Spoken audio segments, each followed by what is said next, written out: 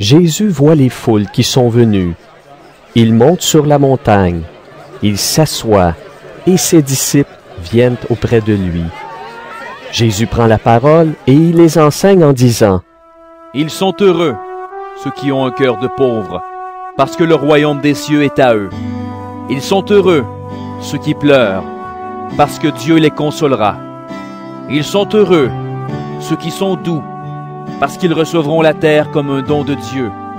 Ils sont heureux, ceux qui ont faim et soif d'obéir à Dieu, parce qu'ils seront satisfaits. Ils sont heureux, ceux qui sont bons pour les autres, parce que Dieu sera bon pour eux. Ils sont heureux, ceux qui ont le cœur pur, parce qu'ils verront Dieu. Ils sont heureux, ceux qui font la paix autour d'eux, parce que Dieu les appellera ses fils. Ils sont heureux, ceux qu'on fait souffrir parce qu'ils obéissent à Dieu. Oui, le royaume des cieux est à eux. Vous êtes heureux quand on vous insulte, quand on vous fait souffrir, quand on dit contre vous toutes sortes de mauvaises paroles et de mensonges à cause de moi. Soyez dans la joie, soyez heureux, parce que Dieu vous prépare une grande récompense. En effet, c'est ainsi qu'on a fait souffrir les prophètes qui ont vécu avant vous. Vous êtes le sel de toute la terre, mais quand le sel perd son goût, comment lui rendre son bon goût? Il ne sert plus à rien. On le jette dehors et les gens marchent dessus. Vous êtes la lumière du monde. Quand une ville est construite sur une montagne, elle ne peut pas être cachée. Et quand on allume une lampe, ce n'est pas pour la mettre sous un seau. Au contraire, on la met bien en haut et elle brille pour tous ceux qui sont dans la maison. De la même façon, votre lumière doit briller devant tout le monde. Alors les autres verront le bien que vous faites. Ils pourront chanter la gloire de votre Père qui est dans les cieux. Ne pensez pas que je suis venu pour supprimer la loi de Moïse ou l'enseignement des prophètes. Je ne suis pas venu pour les supprimer, mais pour leur donner tout leur sens. Je vous le dis, c'est la vérité. Tant que le ciel et la terre dureront, on ne supprimera rien de la loi. On ne supprimera ni la plus petite lettre, ni le plus petit détail, et cela jusqu'à la fin du monde. Supposons ceci. Quelqu'un désobéit à un seul commandement, le plus petit de la loi, et il apprend aux autres à désobéir aussi. Eh bien, cette personne-là sera la plus petite dans le royaume des cieux.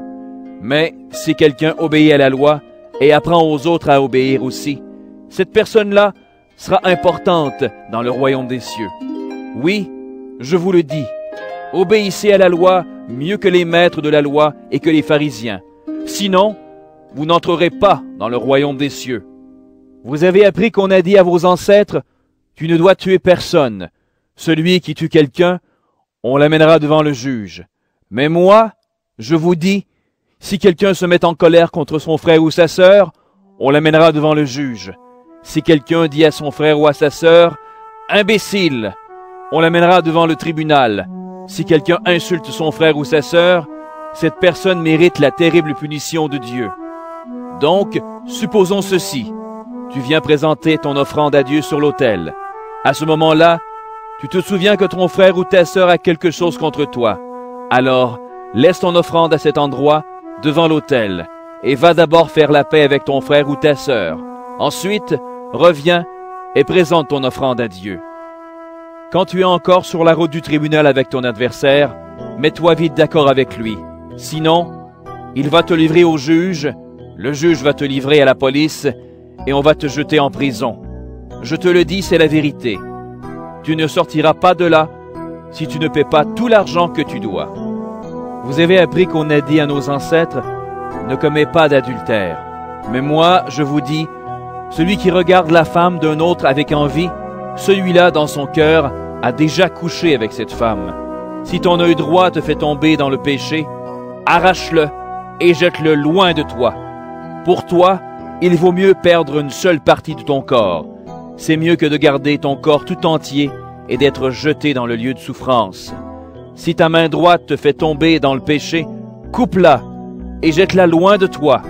Pour toi, il vaut mieux perdre une seule partie de ton corps. C'est mieux que de garder ton corps tout entier et d'aller dans le lieu de souffrance. On a dit aussi, Celui qui renvoie sa femme doit lui remettre une lettre de divorce. Mais moi, je vous dis, un homme ne doit pas renvoyer sa femme, sauf quand le mariage est contraire à la loi. En effet, quand un homme renvoie sa femme, il la pousse à commettre un adultère, parce qu'elle va se remarier. Et quand un homme se marie avec une femme renvoyée, il commet un adultère. Vous avez appris aussi qu'on a dit à vos ancêtres, « Tu ne dois pas être infidèle à tes serments, mais tu dois faire tout ce que tu as juré devant le Seigneur. » Mais moi, je vous dis, ne faites pas du tout de serment. Ne jurez pas par le ciel, parce que c'est là que Dieu habite. Ne jurez pas par la terre, parce que c'est l'endroit où il pose ses pieds. Ne jurez pas par Jérusalem, parce que c'est la ville du grand roi. Et ne jure pas par ta tête, parce que tu ne peux pas rendre un seul cheveu de ta tête blanc ou noir. Dites simplement oui ou non. Ce qu'on dit en plus vient de l'esprit du mal. Vous avez appris qu'on a dit œil pour œil et dent pour dent. Mais moi, je vous dis, si quelqu'un vous fait du mal, ne vous vengez pas. Au contraire, si quelqu'un te frappe sur la joue droite, tends-lui aussi l'autre joue. Si quelqu'un veut te conduire au tribunal pour prendre ta chemise, laisse-lui aussi ton vêtement. Si quelqu'un te force à faire 1 kilomètre à pied, fais-en 2 avec lui. Quand on te demande quelque chose, donne-le. Quand on veut t'emprunter quelque chose, ne tourne pas le dos. Vous avez appris qu'on a dit, tu dois aimer ton prochain et détester ton ennemi. Mais moi, je vous dis, aimez vos ennemis. Priez pour ceux qui vous font souffrir. Alors vous serez vraiment les enfants de votre Père qui est dans les cieux. En effet, il fait lever son soleil sur les méchants et sur les bons. Il fait tomber la pluie sur ceux qui se conduisent bien et sur ceux qui se conduisent mal. Si vous aimez seulement ceux qui vous aiment, quelle récompense est-ce que Dieu va vous donner? Même les employés des impôts font la même chose que vous. Et si vous saluez seulement vos frères et vos sœurs, qu'est-ce que vous faites d'extraordinaire? Même les gens qui ne connaissent pas Dieu font la même chose que vous.